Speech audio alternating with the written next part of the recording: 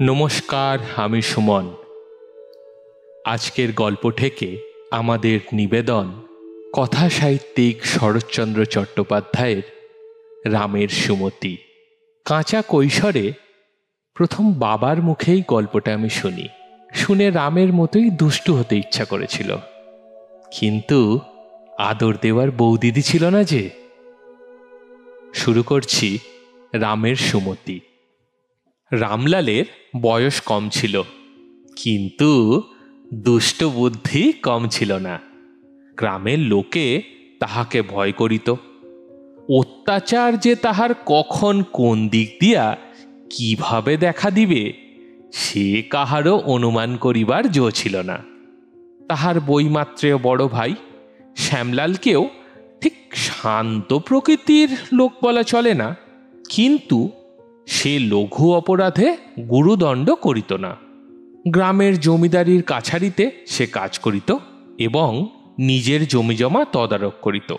তাদের অবস্থা সচ্ছল ছিল। পুকুর, বাগান, ধান জমি, 2-10 ঘর বাগদি প্রজা এবং কিছু নগদ টাকাও ছিল। শ্যামলালের পত্নী নারায়ণী যেবার প্রথম ঘর করিতে আসেন, সে আজ 13 বছরের কথা। সেই বছর রামের বিধবা জননীর মৃত্যু হয়। মৃত্যুকালে তিনি 2.5 বছরের শিশু রাম এবং এই মস্ত সংসারটা তাহার 13 বছরের বালিকা পুত্রবধূ নারায়ণীর হাতে তুলিয়া দিয়া যান। এবছর চারিদিকে অত্যন্ত জ্বর হইতেছিল। নারায়ণীও জ্বরে পড়িলেন। 3-4টি গ্রামের মধ্যে একমাত্র খানিকটা পাশ করা ডাক্তার নীলমণি সরকারের 1 টাকার ভিজিট 2 টাকায় চড়িয়া গেল এবং তাহার কুইনিনের পুড়িয়া অ্যারারুট ও ময়দা সহযোগে সুখাদ্য হইয়া উঠিল। 7 দিন কাটিয়া গেল, নারায়ণী জ্বর ছাড়ে না। শ্যামলাল চিন্তিত হইয়া উঠিলেন।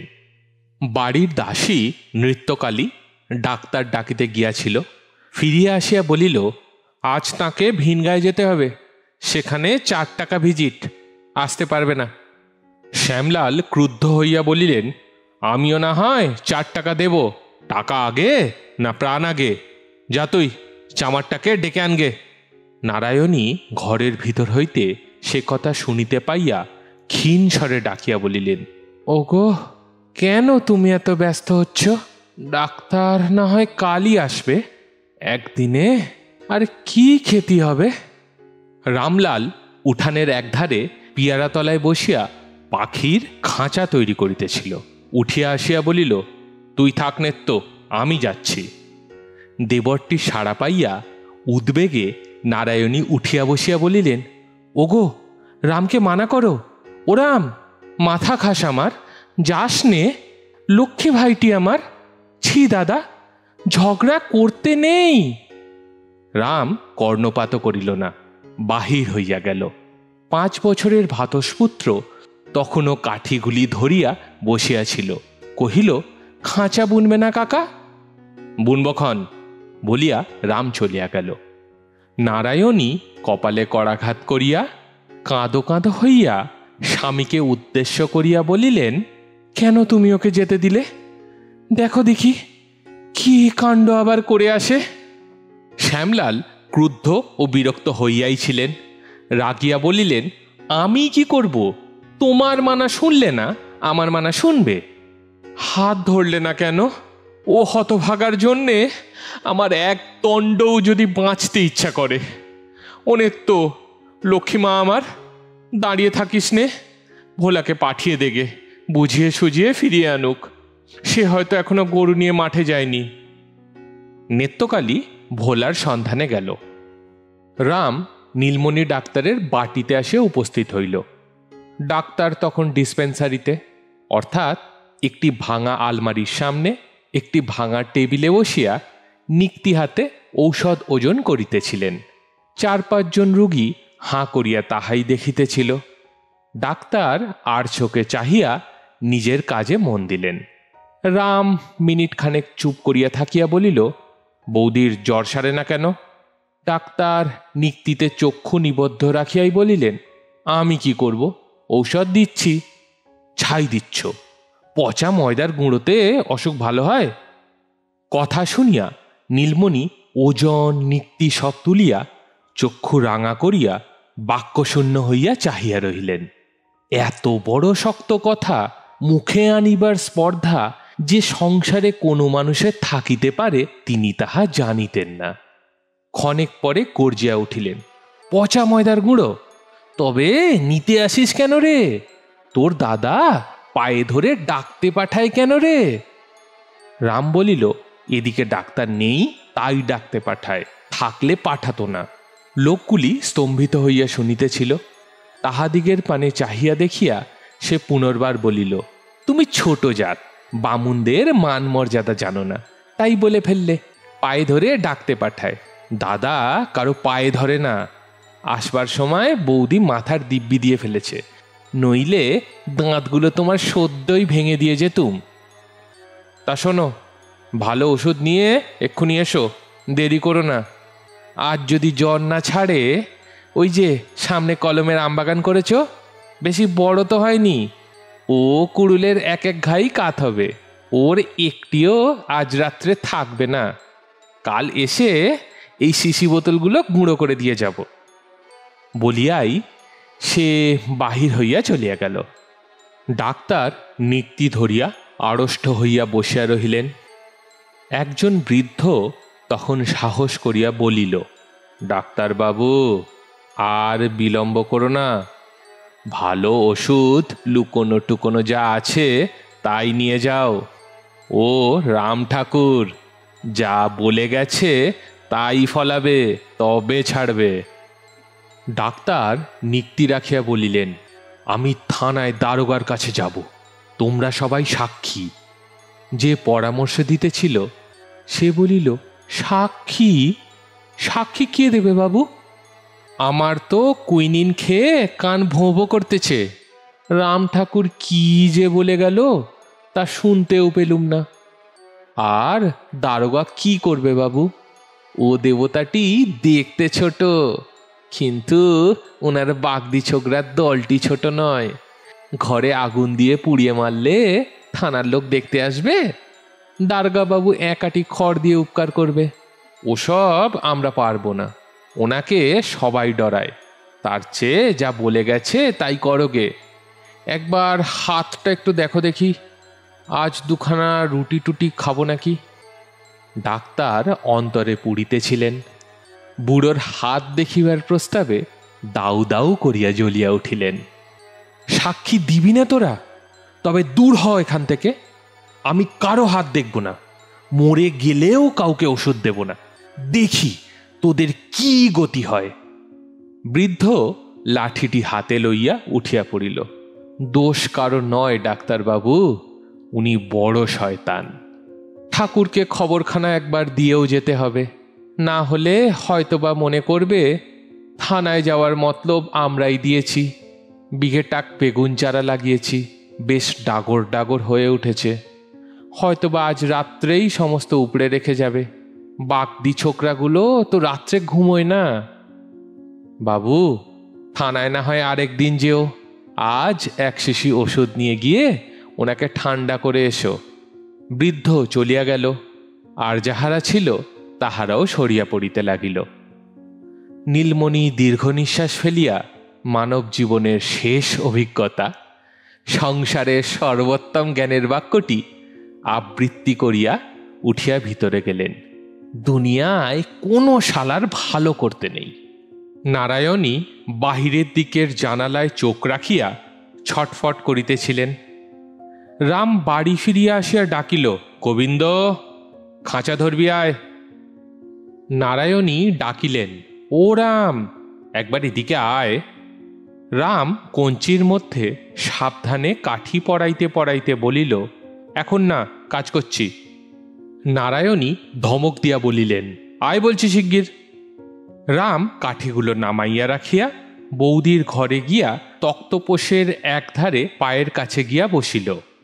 নারায়ণী জিজ্ঞাসা করিলেন, ডাক্তারের সঙ্গে তোর দেখা হলো? হ্যাঁ। কি বললি তাকে? আসতে বললুম। নারায়ণী বিশ্বাস করিলেন না। শুধু আসতে বললি, আর কিছু বলিসনি? রাম চুপ করিয়া রহিল। নারায়ণী বলিলেন, বল না, কি বলেছিস তাকে? বলবো না।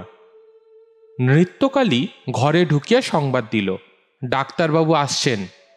নারায়ণী মোটা চাদরটা টানিয়া লইয়া পাশ ফিরিয়া শুইলেন। রাম ছুটিয়া পালাইয়া গেল। অনতিকাল পরেই ডাক্তারবাবুকে লইয়া শ্যামলাল ঘরে ঢুকিলেন। ডাক্তার কর্তব্যকর্ম সম্পন্ন করিয়া পরিশেষে নারায়ণীকে সম্বন্ধ করিয়া বলিলেন, বৌমা, জ্বর সারা না সারা কি ডাক্তারের হাতে।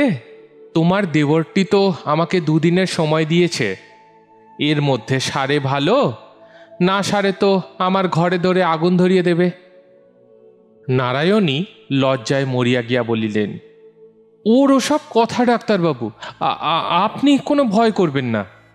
ডাক্তার বলিলেন, লোকে বলে ওর একটা দল আছে, তাদের যে কথা সেই কাজ, তাই বড় শঙ্কা হয় মা। আমরা ওষুধ দিতে পারি, প্রাণ দিতে পারি নে। নারায়ণী চুপ করিয়া রহিলেন। শ্যামলাল রুষ্ট হইয়া বলিলেন, ও ছোঁড়া একদিন জেলে যাবে তা জানি, কিন্তু এই সঙ্গে আমাকেও না যেতে হয়, তাই ভাবি। আজ নীলমণি শোবার ঘরে সিন্দুক খুলিয়া আসল কুইনিন এবং টাটকা ওষুধ আনিয়াছিলেন। তাহাই ব্যবস্থা করিয়া ফিরিবার সময় শ্যামলাল 4টি টাকা ভিজিট দিতে গেলে তিনি জিভ কাটিয়া বলিলেন, সর্বনাশ, আমার ভিজিট যে 1 টাকা, তার বেশি আমি কোনো মতেই নিতে পারবো না, ও অভ্যাস আমার নেই। শ্যামবাবু, টাকা 2 দিনের, কিন্তু ধর্মটা যে 4 দিনের। 2 দিন পূর্বে এইখানেই যে 1টি টাকার অধিক আদায় করিয়া লইয়াছেন, আজ সে কথা তিনি বিস্মৃত হইলেন। কিন্তু শ্যামলাল সমস্ত ব্যাপারটাই বুঝিয়া লইলেন। যাহাই হোক, নারায়ণী আরোগ্য হইয়া উঠিলেন এবং সংসার আবার পূর্বের মতোই চলিতে লাগিল। মাস 2 পর একদিন তিনি নদী হইতে স্নান করিয়া পূর্ণ কলস নামাইয়া রাখিয়া বলিলেন, নেত্য, সেই বাঁদরটা কোথায়? বাঁদরটা যে কে তাহা বাটিতে সকলেই জানিত। নেত্য বলিল, ছোটবাবু, এই তো ছিল, ওই যে ওখানে ঘুড়ি তৈরি করছে। নারায়ণী দেখিতে পাইয়া ডাকিলেন, এদিকে আয় হতভাগা, এদিকে আয়, তোর জ্বালায় কি আমি গলায় দড়ি দিয়ে মরব? রামলাল 8খানা বেলের ভিতর হইতে কাঠি দিয়া খুঁচাইয়া আঠা বাহির করিতে করিতে তাহার কাছে আসিয়া দাঁড়াইল। নারায়ণী বলিলেন, সাঁতরাদের 1 মাচা শশা গাছ কেটে দিয়ে এসেছিস কেন? তারা আমাকে কাটতে দেখেছে? তারা দেখেনি, আমি দেখেছি। কেন কেটেছিস বল? আমাকে বুড়িমাগি অপমান করলে কেন? নারায়ণী জ্বলিয়া উঠিয়া বলিলেন, অপমানের কথা পরে হবে, তুই চুরি করছিলি কেন তাই আগে বল। রামলাল রীতিমতো বিস্মিত ও ক্রুদ্ধ হইয়া বলিল, চুরি করছিলুম? কক্ষনো না, এতটুকু একটু শশা নিলে বুঝি চুরি করা হয়? নারায়ণী আরো জ্বলিয়া বলিলেন, হ্যাঁ বাঁদর, 100 বার হয়। বুড়ো ধেড়ে কাকে চুরি বলে ওই কচি ছেলেটাও জানে। দাঁড়িয়ে থাক এক পায়ে, দাঁড়া, দাঁড়া বলছি, পাজি। এ বাড়িতে কচি খোকা গোবিন্দ ছিল রামলালের বাহন। 24 ঘন্টা সে কাছে কাছে থাকিত এবং সব কাজে সাহায্য করিত। রামলালের হুকুমে এতক্ষণ সে ঘুড়ি ধরিয়াছিল। গোলমাল শুনিয়া সেটা ছাড়িয়া দিয়া মায়ের কাছে আসিয়া দাঁড়াইল। রাম ইতস্তত করিতেছে দেখিয়া চট করিয়া বলিল, কাকা, দাঁড়াও এক পায়ে, এমনি করে। বলিয়া সে একটি পা তুলিয়া দাঁড়াইবার প্রণালীটি দেখাইয়া দিল। রাম ঠাস করিয়া তাহার গালে একটি চড় কষাইয়া দিয়া পিছনে ফিরিয়া 1 পায়ে দাঁড়াইল। নারায়ণী হাসি চাপিয়া ছেলেকে কোলে তুলিয়া লইয়া রান্নাঘরে গিয়া ঢুকিলেন। মিনিট 2 পর ফিরিয়া আসিয়া দেখিলেন সে তেমন করিয়াই 1 পায়ে দাঁড়াইয়া কোঁচার খুঁট দিয়া ঘন ঘন চোখ মুছিতেছে। নারায়ণী বলিলেন, আচ্ছা যা হয়েছে, আর এমন করিস নে। রাম সে কথা শুনিল না।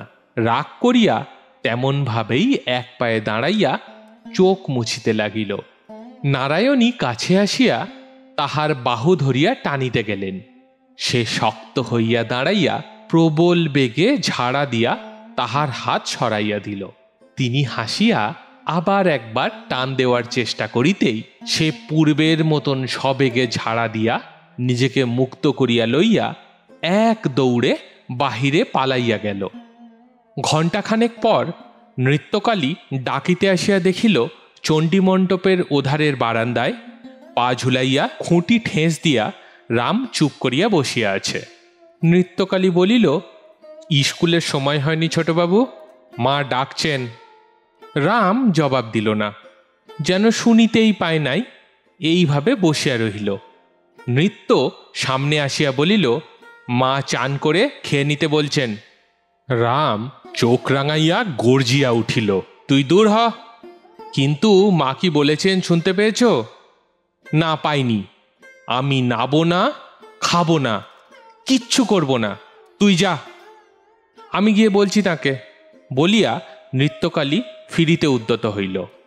রাম তৎক্ষণাৎ উঠিয়া খিড়কির এঁদো পুকুরে ডুব দিয়া আসিয়া ভিজে মাথায় ভিজে কাপড়ে বসিয়া রহিল।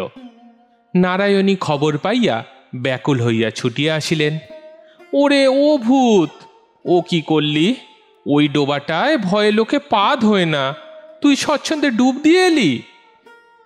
তিনি আঁচল দিয়ে বেশ করিয়া তাহার মাথা মুছাইয়া দিয়া কাপড় ছাড়াইয়া ঘরে আনিয়া ভাত বাড়িয়া দিলেন। রাম বাড়া ভাতের সম্মুখে গোঁজ হইয়া বসিয়া রহিল। নারায়ণী তাহার মনের ভাবটা বুঝিয়া কাছে আসিয়া মাথায় হাত বুলাইয়া দিয়া বলিলেন, লক্ষ্মী ভাইটি, এবেলা তুই আপনি খা, রাত্রিরে তখন আমি খাইয়ে দেব। চেয়ে দেখ, এখন আমার রান্না শেষ হয়নি, লক্ষ্মীটি খাও। রাম তখন ভাত খাইয়া জামা পরিয়া স্কুলে চলিয়া গেল। নৃত্যকালী কহিল, তোমার জন্যই ওর সব রকম বদভ্যাস হচ্ছে মা। এত বড় ছেলেকে কোলে বসিয়ে খাইয়ে দেওয়া কি? একটু রাগ হলেই খাইয়ে দিতে হবে, ও আবার কি কথা? নারায়ণী একটু হাসিয়া বলিলেন, না হলে খায় না যে। রাত্রিরের লোভ না দেখালে ও এখনই এবেলায় ঘাড় গোঁজ করে বসে থাকতো, খেত না। নৃত্যকালী বলিল, না, খেত না, খিদে পেলে আপনি খেত, এত বড় ছেলে। নারায়ণী মনে মনে অসন্তুষ্ট হইয়া বলিলেন, তোরা ওর বয়সটাই দেখিস, বড় হলে বুদ্ধি হলে ওর আপনি লজ্জা হবে, তখন কি আর কোলে বসতে চাইবে, না খাইয়ে দিতে বলবে? নৃত্যকালী ক্ষুণ্ণ হইয়া বলিল, ভালোর জন্যই বলি মা, নইলে আমার দরকার কি? 16-17 বছর বয়সে যদি ওর জ্ঞান বুদ্ধি না হয় তবে হবে কবে? নারায়ণী এবার রাগ করিলেন, বলিলেন, জ্ঞান বুদ্ধি সকল মানুষের এক সময় হয় না নেত্য, কারো 2 বছর আগে, কারো 2 বছর পরে হয়। আর হোক ভালো না হোক ভালো, তোদেরই বা এত দুর্ভাবনা কিসের? নেত্য বলিল, ওই তোমার দোষ মা, ও যে কিরকম দুষ্টু হয়ে উঠেছে তা তো নিজের চোখেই দেখতে পাচ্ছ। পাড়ার লোকে বলে তোমার আদরে এই ও। নারায়ণী রুক্ষস্বরে বলিলেন, পাড়ার লোকে আদরটাই দেখে, শাসনটা দেখে না। কিন্তু তুই তো পাড়ার লোক নোস। সমস্ত সকালবেলাটা যে এক পায়ে দাঁড়িয়ে কাঁদলে, পচা পুকুরে ডুব দিয়ে এলে, ভগবান জানে জ্বর হবে না কি হবে। তারপর কি বলিস, উপোস করে স্কুলে পাঠিয়ে দিতে? ঘরে বাইরে এত গঞ্জনা সহ্য হয় না নেত্য। বলিতে বলিতে তাহার স্বর রুদ্ধ হইয়া 2 চোখ জলে ভরিয়া আসিল। আঁচল দিয়া তখন চোখ মুছিলেন। এই কথা লইয়া কাল রাত্রে স্বামীর সঙ্গে যে সামান্য কলহ হইয়া গিয়াছে সে কথা নিত্য জানিত না। অত্যন্ত লজ্জিত ও দুঃখিত হইয়া বলিল, ও কি মা, কাঁদো কেন? মন্দ কথা তো আমি কিছু বলিনি, লোকে বলে তাই একটু সাবধান করে দেওয়া। নারায়ণী চোখ মুছিয়া বলিলেন, সকল মানুষকে ভগবান এক করে গড়েন না। ও একটু দুষ্টু বলেই আমি যার তার কথা চুপ করে সহ্য করি, কিন্তু আদরের খোঁটা লোকে দেয় কি বলে? তারা কি চায়, আমি কেটে নদীর জলে ওকে ভাসিয়ে দিয়ে আসি? তবে বোধ করি তাদের মনস্কামনা পূর্ণ হয়। বলিয়া কোনরূপ উত্তরের প্রতীক্ষা না করিয়া তিনি দ্রুত পদে চলিয়া গেলেন। নেত্রকালী এতটুকু হইয়া গিয়া মনে মনে বলিতে লাগিল, জানি না বাপু, সব বিষয় যে মানুষের এত বুদ্ধি এত ধৈর্য, সে কেন এইটুকু কথা বুঝতে পারে না। আর শাসন তো ভারী। ছেলে 1 মিনিট এক পায়ে দাঁড়িয়ে কেঁদেছে তো পৃথিবীর রসাতলে গেছে। দাদার সঙ্গে বসিয়া আহার করিতে রাম একেবারেই পছন্দ করিত না। আজ রাত্রে ইচ্ছা করিয়াই নারায়ণী 2 ভাইয়ের খাবার পাশাপাশি দিয়া অদূরে বসিয়াছিলেন। রাম ঘরে ঢুকিয়াই লাফাইয়া উঠিল, যাও, আমি খাবো না, কিছুতেই খাবো না। নারায়ণী বলিলেন, তবে শুগে যা। তাহার গম্ভীর কণ্ঠস্বরে রামের লাফানি বন্ধ হইল, কিন্তু সে খেতে বসিল না, চুপ করিয়া দাঁড়াইয়া রহিল। রান্নাঘরের আরেকটি দরজা দিয়া শ্যামলাল ঘরে ঢুকিতেই রাম ঝড়ের মতো বাহির হইয়া গেল। শ্যামলাল ধীরে সুস্থে খাইতে বসিয়া বলিলেন, রেমো খেলো না যে? নারায়ণী সংক্ষেপে বলিলেন, ও আমার সঙ্গে খাবে। আহার শেষ করিয়া শ্যামলাল চলিয়া যাইবা মাত্র রাম 1 মুঠা ছাই লইয়া ঘরে ঢুকিয়া বলিল, আমি কাউকে খেতে দেব না, সকলের পাতে ছাই দিয়ে দেব, দি দি। নারায়ণী মুখ তুলিয়া বলিলেন, দিয়ে একবার মজা দেখ না। রাম ছাই মুঠা হাতে করিয়া সুর বদলাইয়া বলিল, ভারী মজা। সকালবেলা আমাকে ঠকিয়ে ভাত খাইয়ে দিয়ে এখন মজা দেখো না। তুই খেলি কেন? তুমি যে বললে রাত্রিরে। বুড়ো খোকা, পরের হাতে খেতে তোর লজ্জা করে না? রাম আশ্চর্য হইয়া বলিল, পরের হাতে কোথায়? তুমি যে বললে। নারায়ণী আর তর্ক না করিয়া বলিল, আচ্ছা যা, ছাই ফেলে হাত ধুয়ে আয়, কিন্তু আর কোনো দিন খেতে চাস? খাওয়ানো তখনও শেষ হয় নাই। নৃত্যকালী বিনা প্রয়োজনে একবার দরজার সম্মুখ দিয়া ভিতরে দৃষ্টি নিক্ষেপ করিয়া ওদিকের বারান্দায় চলিয়া গেল। নারায়ণী দেখিয়া বলিলেন, রাম, কখনো কি একটু শান্ত হবি নে ভাই? ভগবান কোনোদিন কি তোর একটু সুমতি দেবেন না? লোকের কথা যে আমি আর সহ্য করতে পারি নে। রাম মুখের ভাত গিলিয়া লইয়া বলিল, কে লোক? তার নাম বলো। নারায়ণী নিঃশ্বাস ফেলিয়া বলিলেন, ব্যাস, কে লোক, ওকে তার নাম বলে দাও। কিন্তু মাস কয়েক পরে সত্যই নারায়ণীর অসহ্য হইয়া উঠিল। তাহার বিধবা মা দিগম্বরী 10 বৎসরের কন্যা সুরধনীকে লইয়া এতদিন কোনো মতে তাহার ভাইয়ের বাড়িতে দিন কাটাইতেছিলেন। হঠাৎ সেই ভাইটির মৃত্যু হওয়ায় তাহার আর দাঁড়াইবার স্থান রহিল না। নারায়ণী স্বামীকে সম্মত করাইয়া তাহাদিগকে আনিতে লোক পাঠাইয়া দিলেন। তাহারা আসিলেন এবং আসিয়াই দিগম্বরীর মেয়েকে তো ডিঙাইয়া গেলেনই, সেই সুবাদে রামকেও ডিঙাইবার জন্য পা বাড়াইতে লাগিলেন। প্রথম হইতেই তিনি রামকে বিদ্বেষের চোখে দেখিতে লাগিলেন। আজ সকালবেলা রাম 2-3 হাত লম্বা একটি অশ্বত্থের চারা আনিয়া উঠানের মাঝখানে পুঁতিতে আরম্ভ করিয়া দিল। রান্নাঘরে দাওয়ায় বসিয়া দিগম্বরী মালা ঘুরাইতে ঘুরাইতে সমস্ত লক্ষ্য করিয়া তীক্ষ্ণস্বরে বলিলেন, ওটা কি হচ্ছে রাম? রাম তাহার দিকে চাহিয়া বলিল, অশ্বত্থ গাছটা বড় হলে বেশ ছায়া হবে গো। মাস্টার মশাই বলেছে অশ্বত্থের ছায়া খুব ভালো। গোবিন্দ, যা 1 ঘটি জল নিয়ে আয়। ভোলা, মোটা থেকে একটা বাঁশ কেটে আন, বেড়া দিতে হবে, নইলে গরু বাছুরে খেয়ে ফেলবে। দিগম্বরী হাড়ে হাড়ে জ্বলিয়া গিয়া বলিলেন, উঠানের মাঝখানে অশ্বত্থ গাছ, এমন ছিষ্টি ছাড়া কাণ্ড কখনো বাপের বয়সে দেখিনি বাবা। রাম সে কথায় কর্ণপাত করিল না। গোবিন্দ তাহার সাধ্যানুযায়ী একটি ছোট ঘটি করিয়া জল আনিয়া উপস্থিত করিয়াছিল। রাম তাহার হাত হইতে ঘটি লইয়া সস্নেহে হাসিয়া বলিল, এটুকু জলে কি হবে রে পাগলা, তুই বরং দাঁড়া এখানে, আমি জল আনি গে। তাহার পর ঘড়া ঘড়া জল ঢালিয়া সমস্ত উঠান কাদা করিয়া রাম যখন গাছ পোতা শেষ করিয়াছে, তখন নারায়ণী নদী হইতে স্নান করিয়া ফিরিয়া আসিলেন।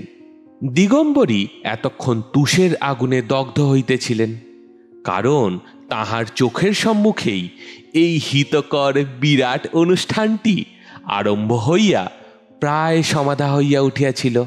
তিনি মেয়েকে দেখিতে পাইয়াই চিৎকার করিয়া উঠিলেন, দেখ নারানী, চেয়ে দেখ, তোর দেওরের কাণ্ডটা একবার দেখ। উঠানের মাঝখানে অশ্বত্থ গাছ পুঁতে বলে কিনা ছায়া হবে, আবার ওদিকে চেয়ে দেখ হারামজাদা ভোলার কাণ্ড, একটা আস্ত বাঁশ ঝাড় কেটে নিয়ে ঢুকছে, বেড়া দেয়া হবে।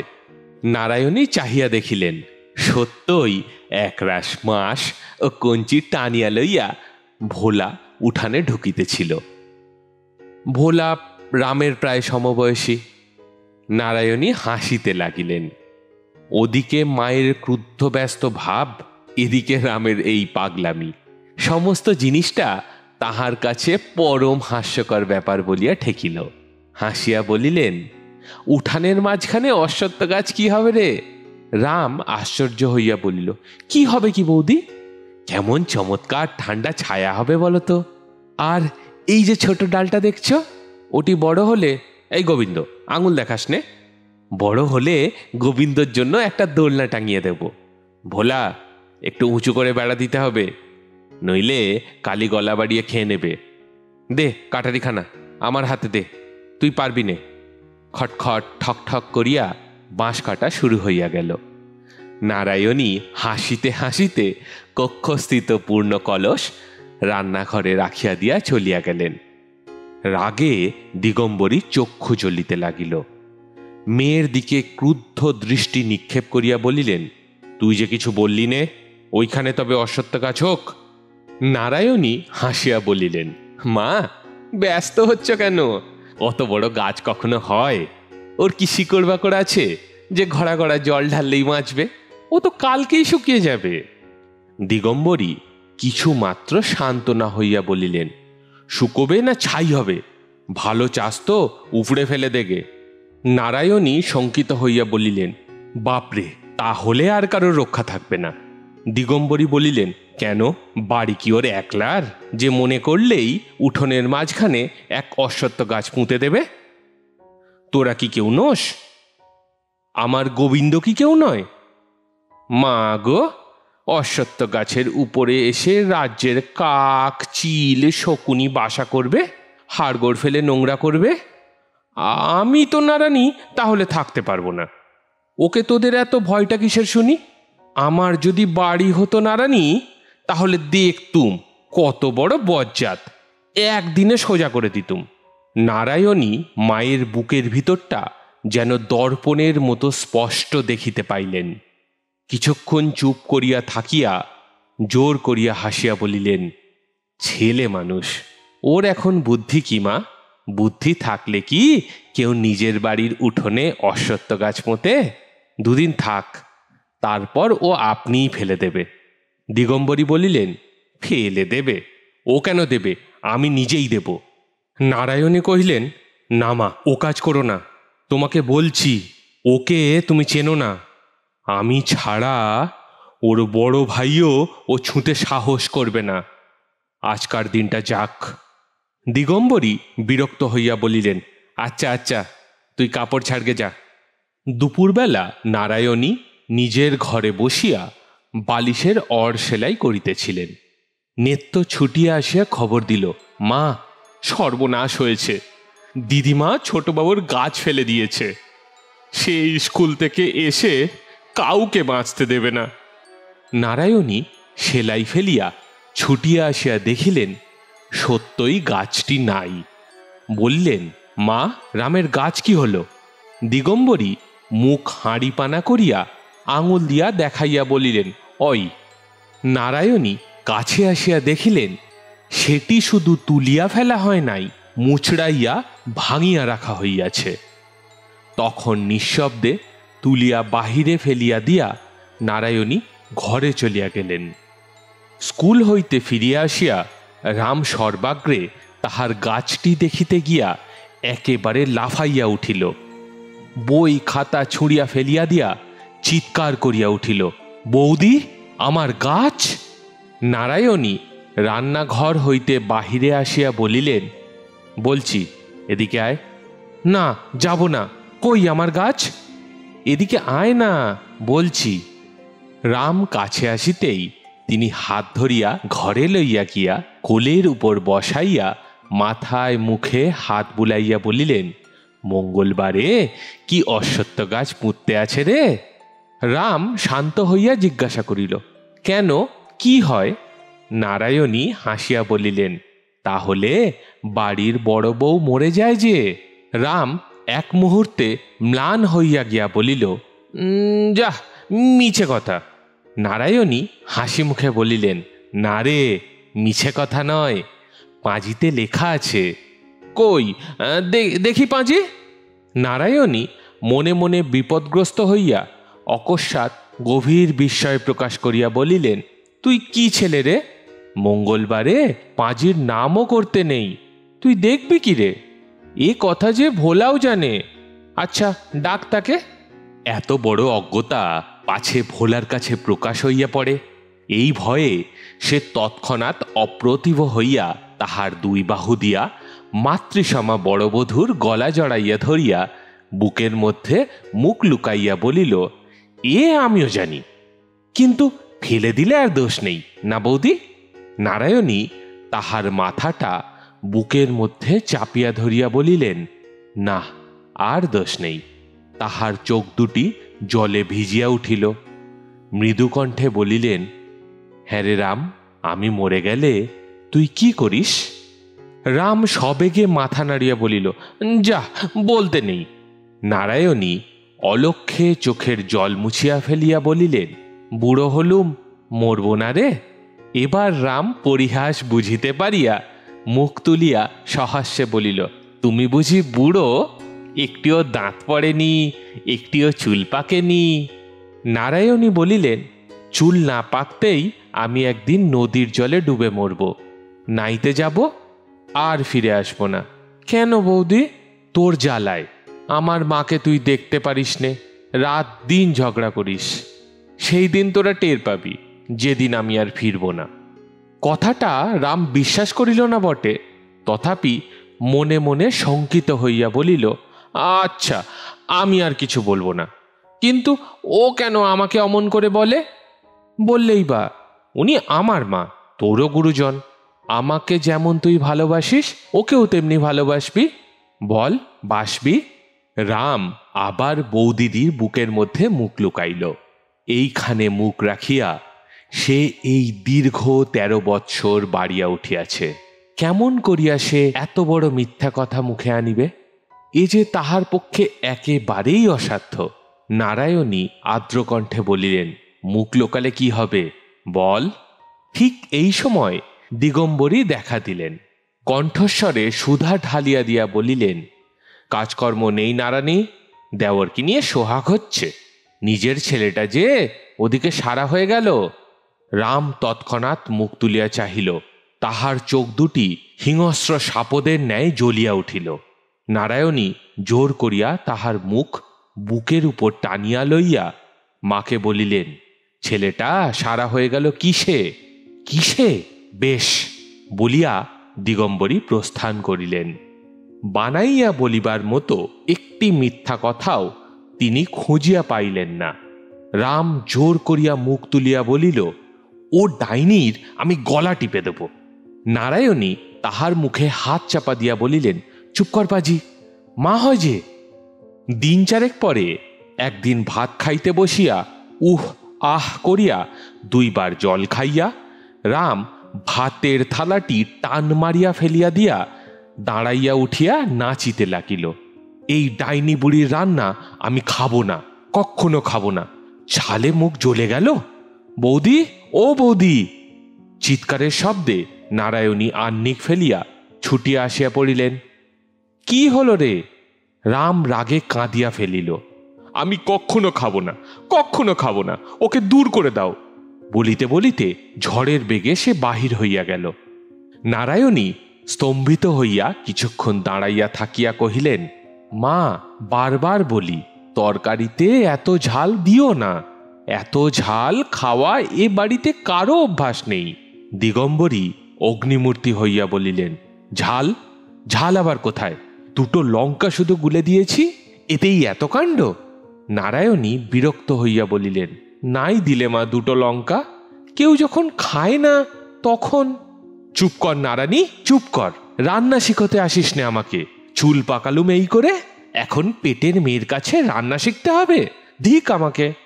নারায়ণী আর কথা না বাড়াইয়া রান্নাঘরে গিয়া নূতন করিয়া রাঁধিবার জোগাড় করিতে লাগিলেন।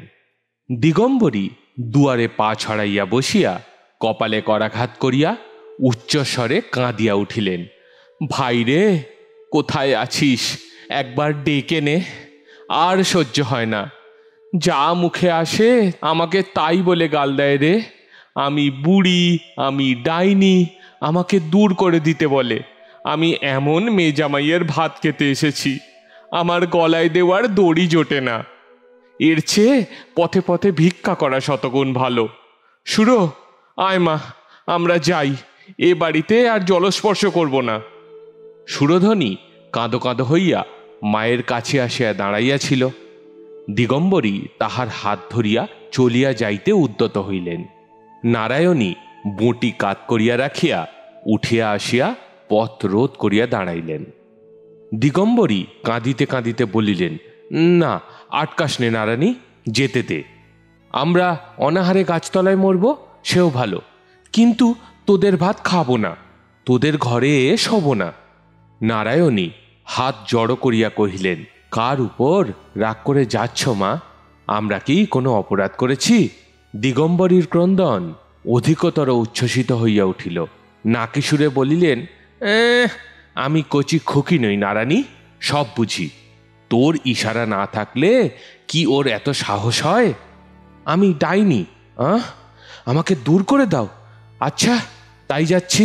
আমরা তোদের আপদ বালাই, গলগ্রহ। পচ্ছার বলছি। নারায়ণী মায়ের 2 পায়ে হাত দিয়া বলিলেন, মা, আজকের মতো মাফ করো। আচ্ছা, উনি আসুন, তারপর যা ইচ্ছা হয় করো।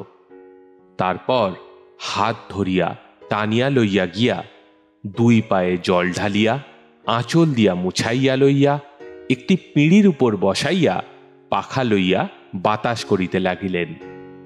ক্রোধটা তাহার তখনকার মতো শান্ত হইল বটে, কিন্তু দুপুরবেলা শ্যামলাল আহারে বসিতেই তিনি কপাটের অন্তরালে ফুঁপাইয়া কাঁদিয়া উঠিলেন। প্রথমটা শ্যামলাল হতবুদ্ধি হইয়া চাহিয়া রহিলেন, পরে একটু একটু করিয়া সমস্ত ব্যাপারটা অবগত হইয়া অর্ধভুক্ত অন্ন ফেলিয়া রাখিয়া উঠিয়া গেলেন। নারায়ণী বুঝিলেন এ রাগ কাহার উপর। নৃত্যকালী সহ্য করিতে পারিল না। বাড়ির মধ্যে সে ছিল স্পষ্টবাদিনী। চট করিয়া বলিয়া বসিল, দিদিমা, জেনে শুনে ইচ্ছা করে বাবাকে খেতে দিলে না। চোখের জল তো তোমার শুকিয়ে যাচ্ছিল না দিদিমা, না হয় 2 মিনিট পরেই বার করতে। দিগম্বরী মুখ কালো করিয়া নিরুত্তরে বসিয়া রহিলেন। দুপুরবেলা রাম কোথা হইতে ঘুরিয়া ফিরিয়া আসিয়া এ ঘর ও ঘর খুঁজিয়া তাহার বৌদিদির ঘরে আসিয়া দেখিল তিনি গোবিন্দকে লইয়া শুইয়া আছেন।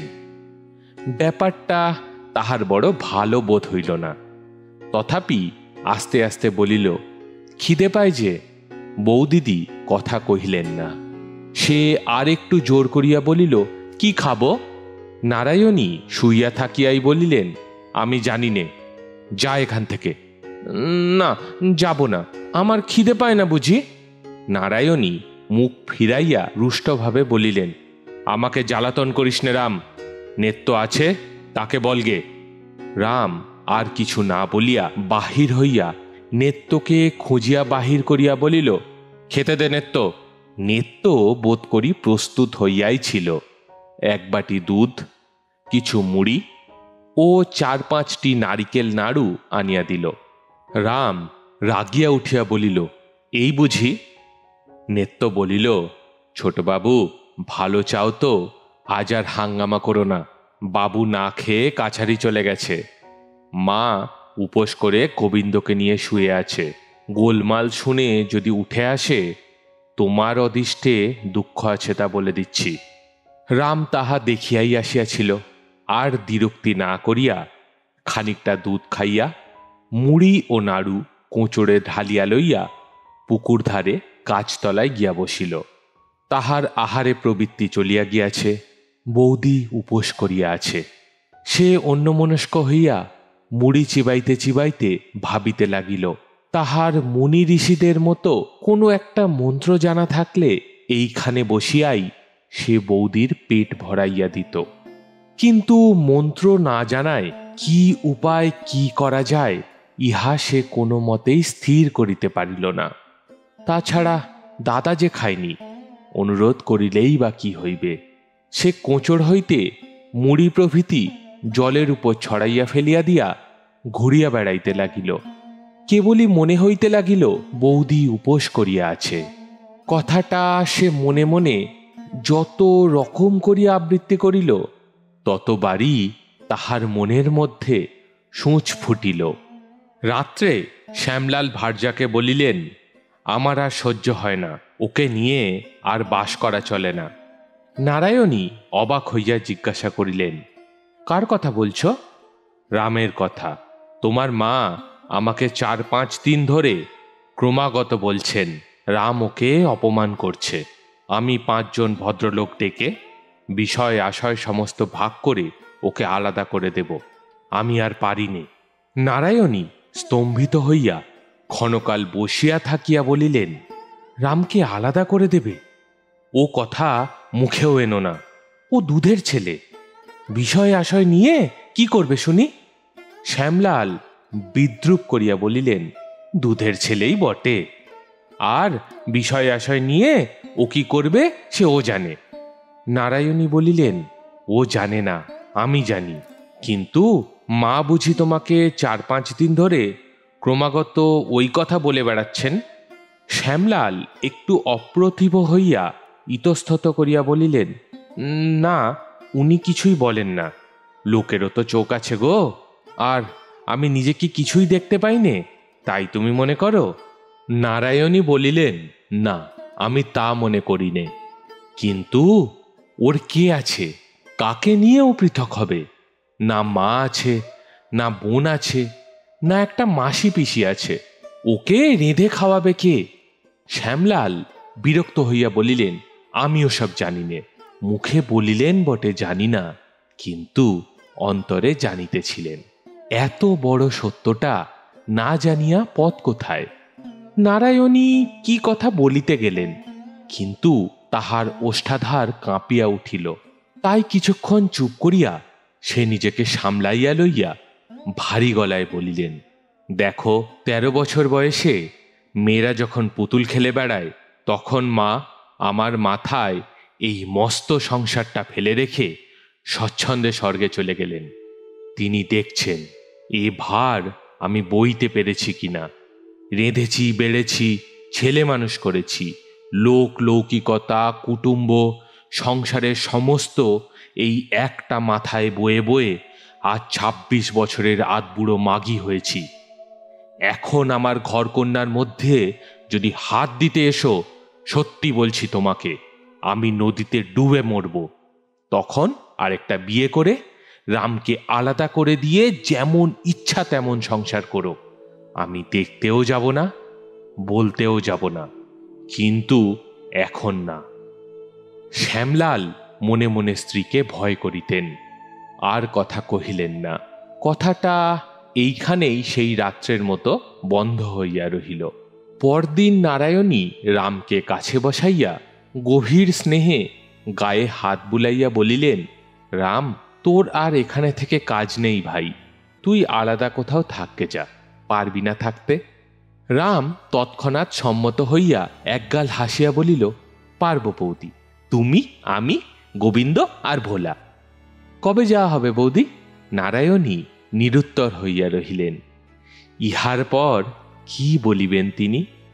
কিন্তু রাম কথাটা থামিতে দিল না। সে উৎসাহিত হইয়া উঠিয়াছিল, বলিল, কবে যাবে বৌদি? তিনি সে কথার উত্তরে তাহার মুখটা বুকের উপর টানিয়া লইয়া বলিলেন, তোর বৌদিকে ছেড়ে একলা থাকতে পারবি নে? রাম মাথা নাড়িয়া বলিল, না।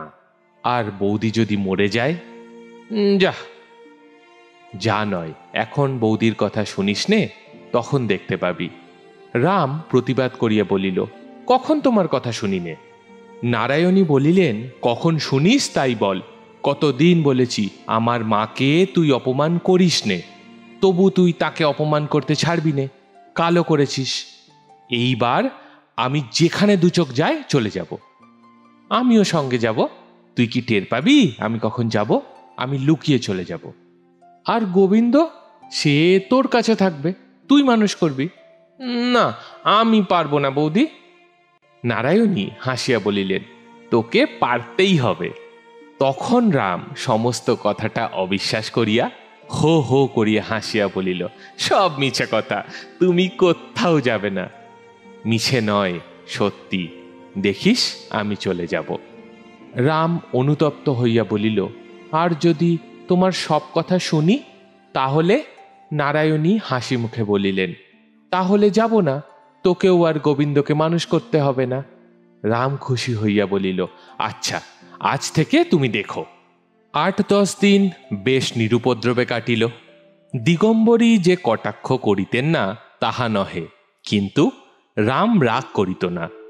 বৌদির সেদিনের কথা সে ঠিক বিশ্বাস না করিলেও তাহার ভয় হইয়া গিয়াছিল।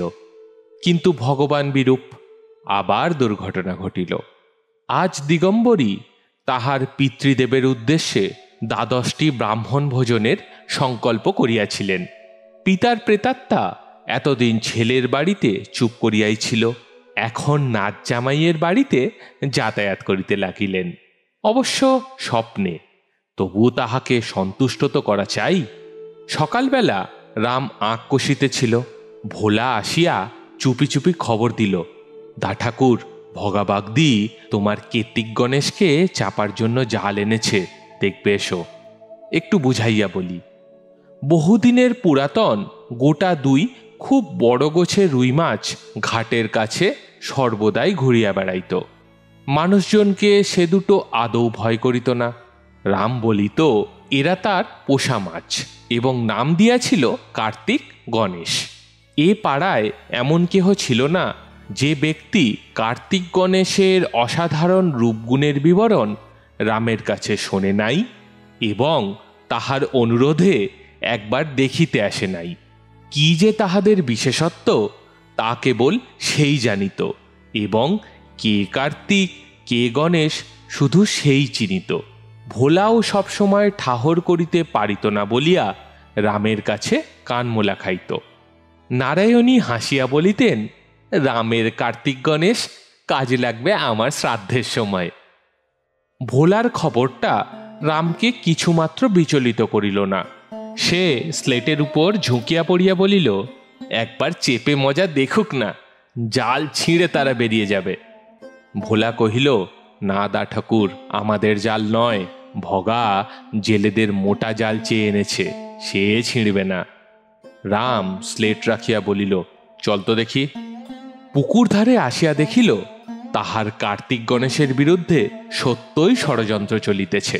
ভগা ঘাটের কাছে জলে কতকগুলো মুড়ি ভাসাইয়া দিয়া জাল উদ্যত করিয়া প্রস্তুত হইয়া আছে।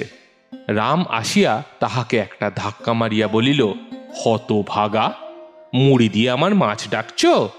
ভগা কাঁদো কাঁদো হইয়া বলিল, বড়বাবু হুকুম দিয়ে গিয়েছেন, অন্য মাছ আর পাওয়া গেল না দা ঠাকুর। রাম তাহার হাত হইতে জাল ছিনাইয়া লইয়া টান মারিয়া ফেলিয়া বলিল, যা দূর হ। ভগা জাল তুলিয়া লইয়া আস্তে আস্তে চলিয়া গেল। রাম ফিরিয়া আসিয়া পুনর্বার স্লেট পেন্সিল লইয়া বসিল। সে কাহারও উপর রাগ করিবে না প্রতিজ্ঞা করিয়াছিল। দিগম্বরী আজ সকাল সকাল আহ্নিক সারিয়া লইতেছিলেন। নেত্য আসিয়া খবর দিল, মাছ পাওয়া গেল না দিদিমা, ছোটবাবু ভগা বাগদিকে মেরে ধরে হাঁকিয়ে দিয়েছেন। এই মাছ দুইটির উপর দিগম্বরীর লোলুপ দৃষ্টি ছিল। বড় রুই মাছের মুড়ার সম্বন্ধে বিধবার মনের ভাব অনুমান করিতে নাই। সুতরাং লোভ তাহার ঠিক নিজের জন্য নয় বটে, কিন্তু নিজের কোনো একটা কাজে স্বহস্তে রাঁধিয়া সৎ ব্রাহ্মণের পাতে দিয়া পুণ্য ও খ্যাতি অর্জন করিবার বাসনা অনেক দিন হইতেই তিনি মনে মনে পোষণ করিতেছিলেন।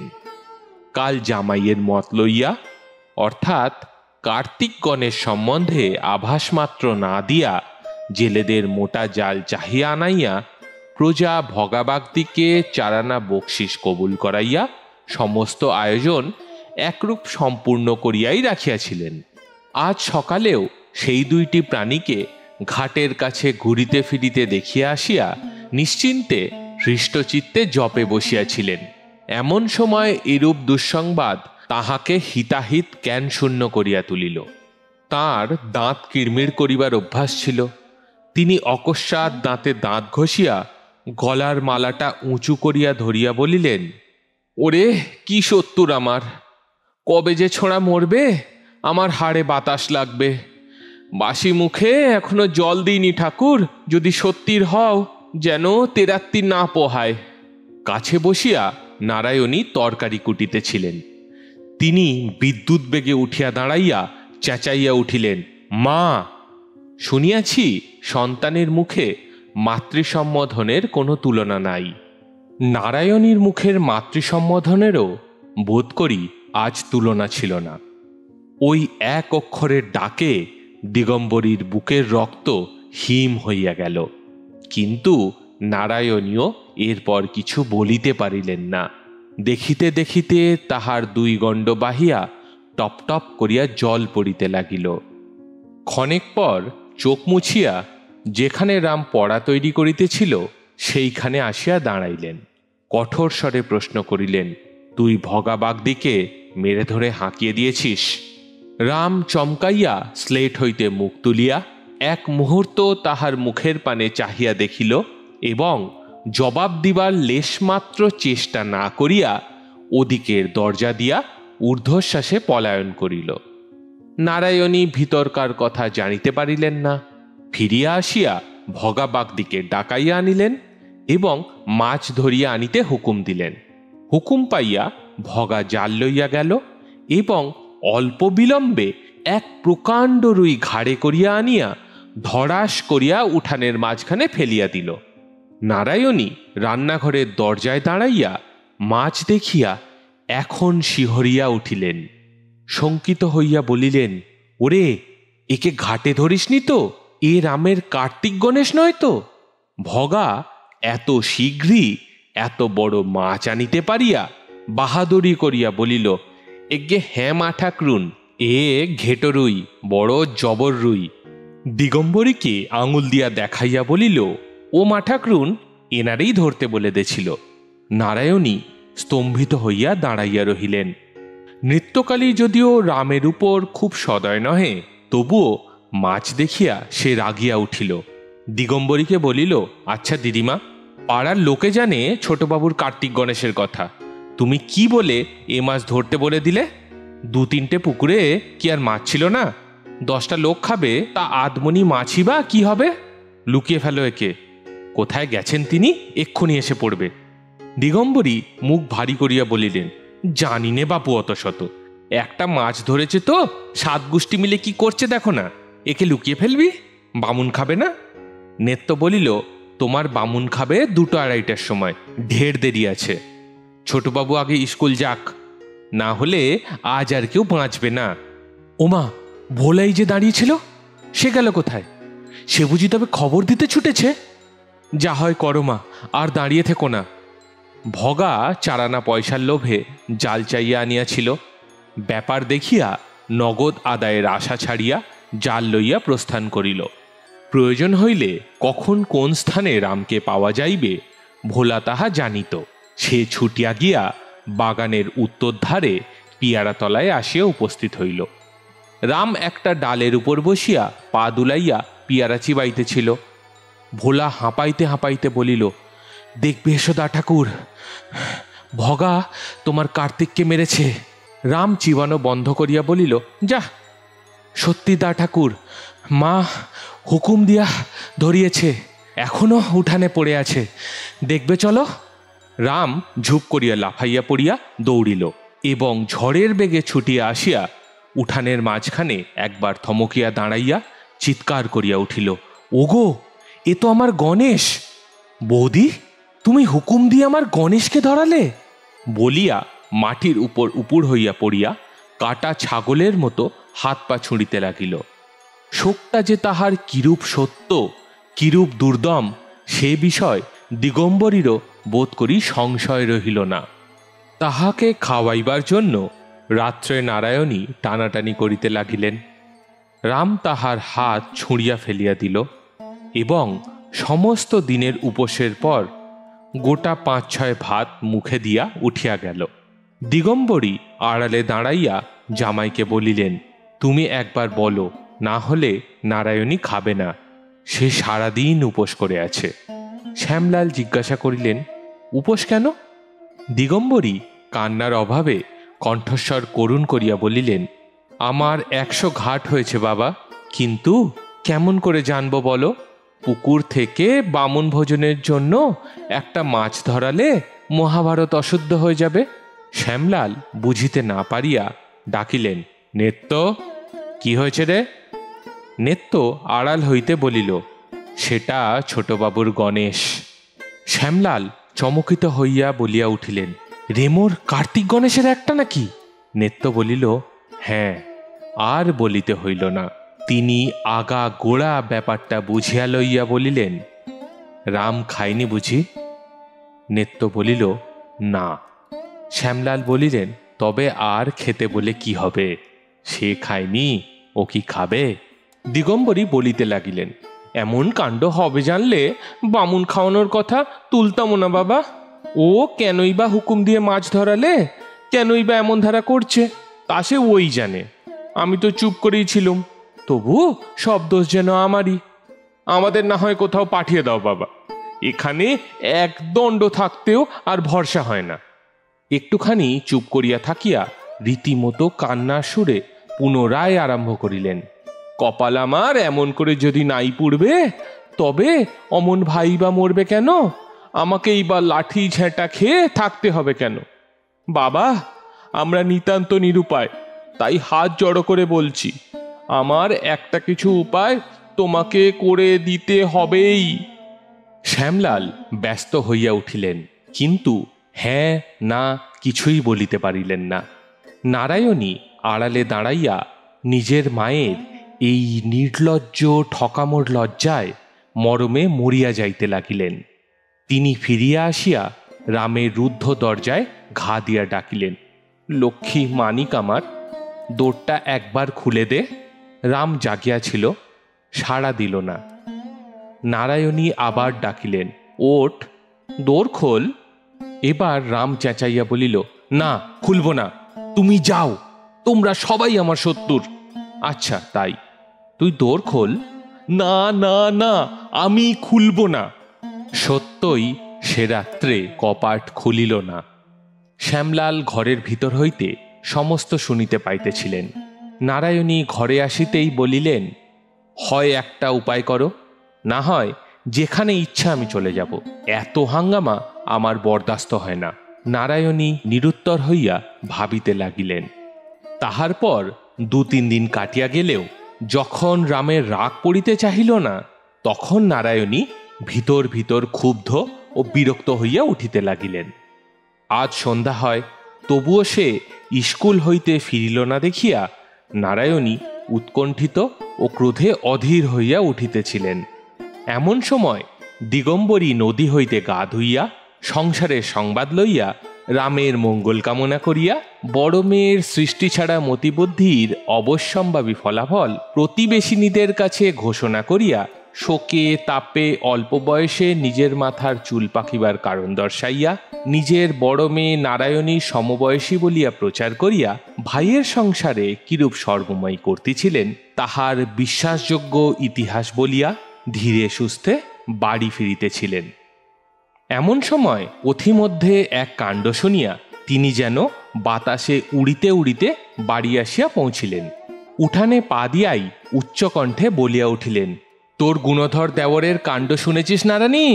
নারায়ণী ভয়ে বিবর্ণ হইয়া বলিয়া উঠিলেন, কি কাণ্ড? দিগম্বরী বলিলেন, তারা থানায় গেছে। যাবেই তো, যা বজ্জার ছেলে বাবা, এমন 7 জন্মে দেখিনি। এখন জেলে যান। তাহার মুখে চোখে আহ্লাদ যেন উথলিয়া পড়িতে লাগিল। নারায়ণী সে কথার জবাব না দিয়া ডাকিলেন, নেত্য, রাম এখনো এলো না কেন? একবার ভোলাকে পাঠিয়ে দে, খুঁজে আনুক। দিগম্বরী বলিলেন, আমি যে সমস্তই শুনে এলুম। নেত্য শুনিবার আগ্রহে থমকিয়া দাঁড়াইল। নারায়ণী ব্যস্ত হইয়া বলিয়া উঠিলেন, হাঁ করে দাঁড়িয়ে রইলি যে, কথা কানে গেল না? নেত্য ব্যস্ত হইয়া চলিয়া গেল। দিগম্বরী কণ্ঠস্বরে উদ্বেগ টানিয়া আনিয়া বলিলেন, কি হয়েছে জানিস নারানী? তুমি ভিজে কাপড় ছাড়ো গে মা, তারপরেই না হয় বলো, বলিয়া তিনি অন্যত্র চলিয়া গেলেন। দিগম্বরী অবাক হইয়া মনে মনে বলিলেন, বাস রে, মেয়ের রাগ দেখো। এমন একটা কাণ্ড অনুপূর্বক বলিতে না পাইয়া তাহার পেট ফুলিতে লাগিল। সে কাণ্ডটা সংক্ষেপে এই। গ্রামের স্কুলে জমিদারের একটি ছেলে পড়িত। আজ টিফিনের সময় তাহার সহিত রামের তর্ক বাঁধিল। বিষয়টা জটিল, তাই মীমাংসা না হইয়া মারামারি হইয়া গেল। জমিদারের ছেলে বলিয়াছিল, শাস্ত্রে লেখা আছে শ্মশানকালী রক্ষাকালীর চেয়ে অধিক জাগ্রত, কেননা শ্মশানকালীর জীব বড়। রাম প্রতিবাদ করিয়া বলিল, না, শ্মশানকালীর জীব একটু চওড়া বটে, কিন্তু এত বড়ও নয়, অমন রাঙাও নয়।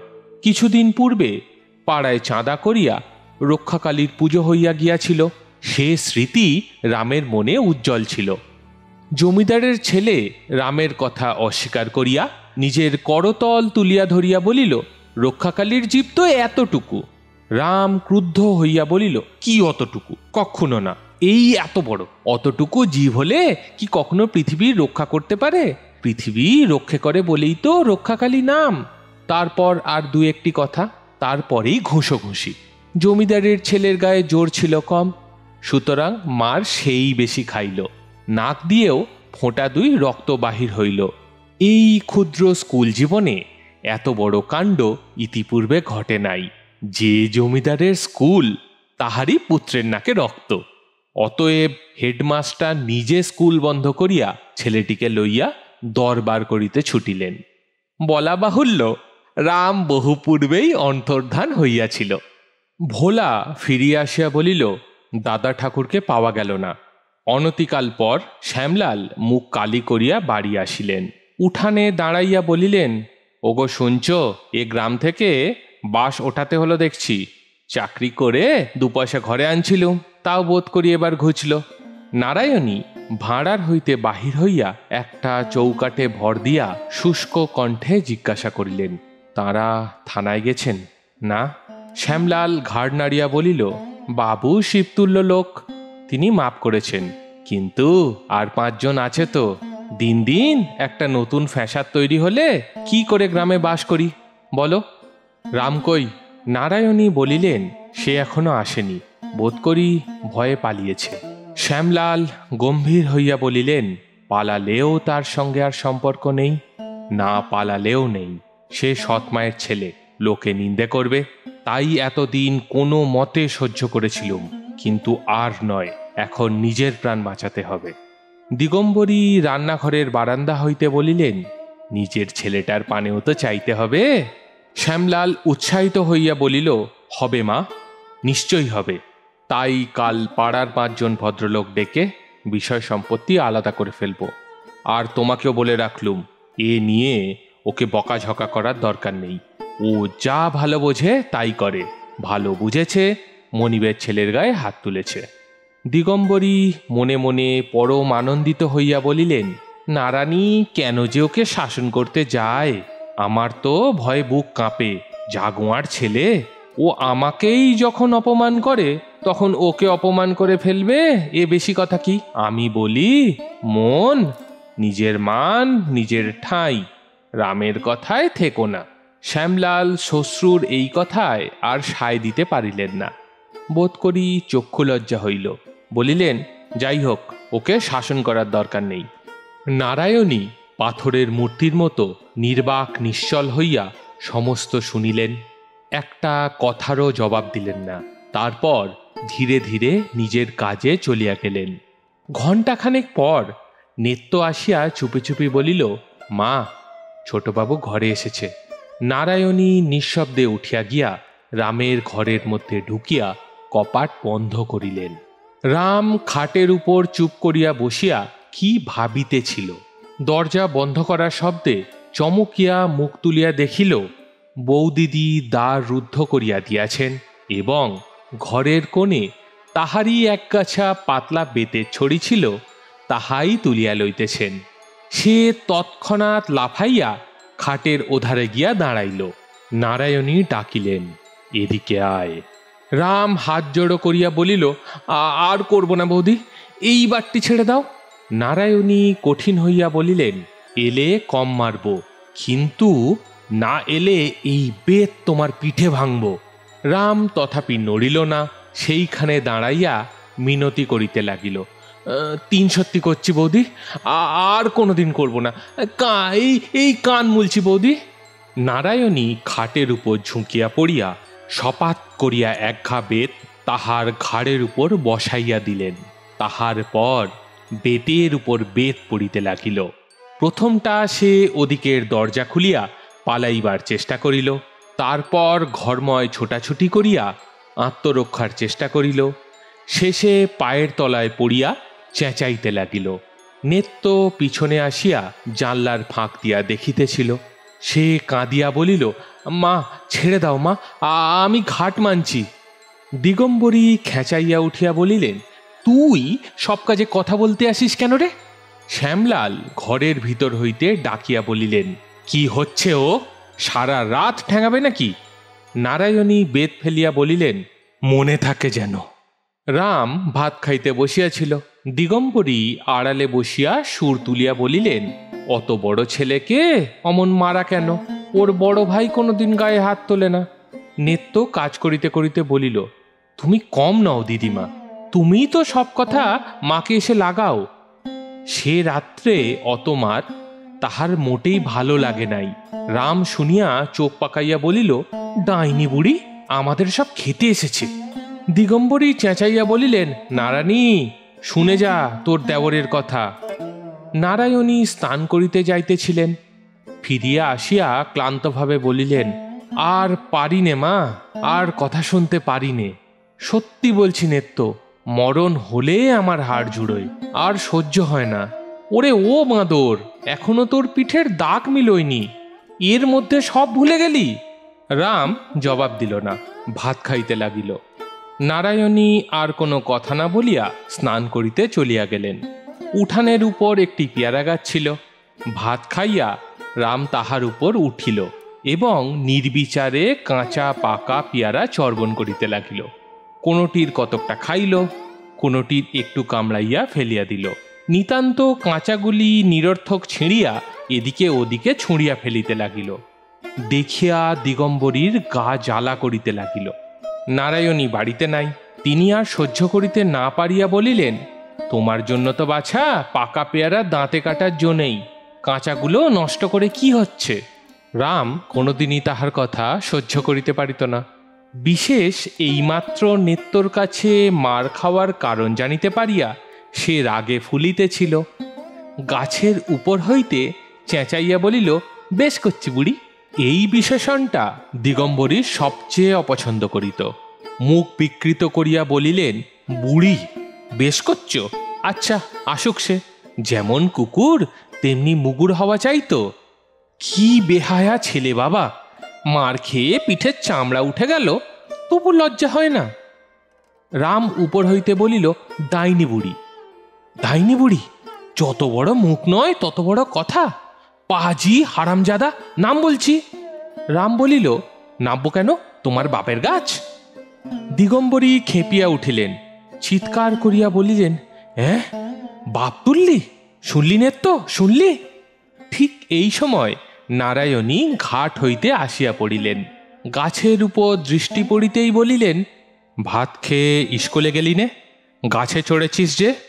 রাম ভাবিয়া রাখিয়াছিল গাছের উপর হইতে দূরে বৌদিদিকে আসিতে দেখিয়াই সে নামিয়া পালাইবে, কিন্তু ঝগড়ায় ব্যস্ত থাকায় পথের দিকে নজর করে নাই। বৌদিদি একেবারে উঠানে আসিয়া দাঁড়াইয়াছে। সে ভয়ে বলিল, পেয়ারা খাচ্ছি। তা তো খাচ্ছিস, স্কুলে গেলি নে? আমার পেট কামড়াচ্ছে যে। নারায়ণী জ্বলিয়া উঠিয়া বলিলেন, তাই ভাত খেয়ে উঠে কাঁচা পেয়ারা চিবোচ্ছ? দিগম্বরী মেয়ের গলা শুনিয়া ছুটিয়া আসিয়া বলিলেন, হারামজাদা ছোঁড়া, আমার বাপ তোলে, বলে কেন নাববো, তোমার বাপের গাছ? নারায়ণী চোখ তুলিয়া বলিলেন, বলেছিস? রাম চোখ মুখ কুঞ্চিত করিয়া বলিল, না বৌদি, বলিনি। দিগম্বরী চেঁচাইয়া উঠিলেন, বলিসনি হারামজাদা, নেত্য সাক্ষী আছে। তারপর মুখ বিকৃত করিয়া সানুনাসিক সুর করিয়া বলিতে লাগিলেন, সেদিন যখন বেতের উপর বেত পড়ছিল, তখন আর করব না বৌদি, পায়ে পড়ি বৌদি, মরে গেলাম বৌদি, চেপে ধরলে চিঁচি করো, আর ছেড়ে দিলে লাফ মারো, হারামজাদা। রাম আর সহ্য করিতে পারিল না। তাহার হাতে একটি বড় কাঁচা পেয়ারা ছিল, ধাঁ করিয়া ছুঁড়িয়া মারিয়া দিল। সেটি দিগম্বরীকে স্পর্শ করিল না। নারায়ণীর ডান ভ্রুর উপরে গিয়া সজোরে আঘাত করিল। এক মুহূর্তের জন্যে চোখে অন্ধকার দেখিয়া তিনি সেইখানেই বসিয়া পড়িলেন। দিগম্বরী ভয়ঙ্কর চেঁচামেচি করিয়া উঠিলেন। নেত্য কাজ ফেলিয়া ছুটিয়া আসিল। রাম গাছ হইতে লাফাইয়া পড়িয়া ঊর্ধ্বশ্বাসে দৌড় মারিল। দুপুরবেলা শ্যামলাল স্নানাহার করিতে আসিয়া দেখিলেন বিষম কাণ্ড। নারায়ণী নির্জীবের মতো বিছানায় পড়িয়া আছে। তাহার ডান চোখ ফুলিয়া ঢাকিয়া গিয়াছে। তাহার উপর ভিজে ন্যাকড়ার পটি বাঁধিয়া নেত্য পাখা লইয়া বাতাস করিতেছে। দিগম্বরী আজ আর আড়ালে গেলেন না। সামনেই চিৎকার করিয়া কাঁদিয়া বলিলেন, রাম মেরে ফেলেছে নারায়ণীকে। শ্যামলাল চমকিয়া উঠিলেন। কাছে আসিয়া আঘাত পরীক্ষা করিয়া দেখিয়া কঠিনভাবে স্ত্রীকে বলিলেন, আজ তোমায় আমি দিব্যি দিচ্ছি, যদি ওকে খেতে দাও, যদি কোনো দিন ওর সাথে কথা কও, যদি কোনো কথায় থাকো, সেই দিন যেন তুমি আমার মাথা খাও। নারায়ণী শিহরিয়া উঠিয়া বলিলেন, চুপ করো, চুপ করো, ও কথা মুখে এনো না। শ্যামলাল বলিলেন, আমার এত বড় দিব্যি যদি না মানো, সেই দিন যেন তোমাকে আমার মরা মুখ দেখতে হয়। বলিয়া ডাক্তার ডাকিয়া আনিতে নিজেই চলিয়া গেলেন। সমস্ত দিন নদীর ধারে ধারে বেড়াইয়া, বসিয়া দাঁড়াইয়া অসম্ভব কল্পনা করিয়া রাম সন্ধ্যার অন্ধকারে লুকাইয়া বাড়ি ঢুকিল। দেখিল উঠানের মাঝখানে ছেঁচা বাঁশের বেড়া দিয়া বাড়িটিকে দুই ভাগে ভাগ করা হইয়াছে। নাড়া দিয়া দেখিল বেশ শক্ত, ভাঙা যায় না। রান্নাঘরে আলো জ্বলিতেছিল। চুপি চুপি মুখ বাড়াইয়া দেখিল সেখানেও ওই ব্যবস্থা করা হইয়াছে। ঘরে কেহ নাই, শুধু একরাশ পিতল কাঁসার বাসন মেঝের উপর পড়িয়া আছে। ব্যাপারটা যে কি তাহা ঠিক না বুঝিতে পারিলেও সকালের কাণ্ডটার সহিত কেমন করিয়া যেন যোগ রইয়াছে তাহা অনুমান করিয়া তাহার বুক শুকাইয়া উঠিল। তখন ফিরিয়া গিয়া সে চুপ করিয়া তাহার নিজের ঘরের মধ্যে বসিয়া বাটির অপর খণ্ডের গতিবিধি সারা শব্দ শুনিতে লাগিল। ইতিপূর্বে তাহার যে অত্যন্ত ক্ষুধাবোধ হইতেছিল, এখন সে কথাও ভুলিয়া গেল। রাত্রি তখন বোধ করি 9টা। সে ঘুরিয়া গিয়া খিড়কির দরজায় ঘা দিতেই নেত্য কপাট খুলিয়া দিয়া সরিয়া দাঁড়াইল। রাম জিজ্ঞাসা করিল, বৌদি কোথায় নেত্য? ঘরে শুয়ে আছেন। রাম ঘরে ঢুকিয়া দেখিল বৌদি খাটের উপর শুইয়া আছেন এবং নিচে মাদুর পাতিয়া দিগম্বরী ছোট মেয়েটিকে লইয়া বসিয়া আছেন। গোবিন্দ খেলা করিতেছিল। ছুটিয়া আসিয়া কাকার হাত ধরিয়া ঝুলিতে ঝুলিতে বলিয়া দিল, কাকা, তোমার বাড়ি ওইদিকে, এটা আমাদের বাড়ি। বাবা বলেছে তুমি এ ঘরে ঢুকলে পা ভেঙে দেবে। রাম খাটের উপর নারায়ণীর পায়ের কাছে গিয়া বসিতেই তিনি পা সরাইয়া লইলেন। রাম চুপ করিয়া বসিয়াছিল। দিগম্বরী তাহার ছোট মেয়েকে ঠেলা দিয়া বলিলেন, সুরো, বল না তোর দাদাবাবু কি বলেছে ওকে। সুরধ্বনি মুখস্থের মতো গড় গড় করিয়া বলিয়া গেল, দাদাবাবু বলেছে তুমি এখানে এসো না, কাল সকালে সব কি মা? দিগম্বরী বলিল, বিষয় সম্পত্তি।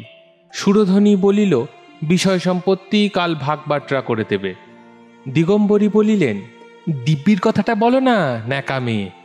সুরধ্বনি বলিল, দাদাবাবু দিব্যি দিয়েছেন দিদিকে, খেতেও দেবে না, কথাও বলবে না।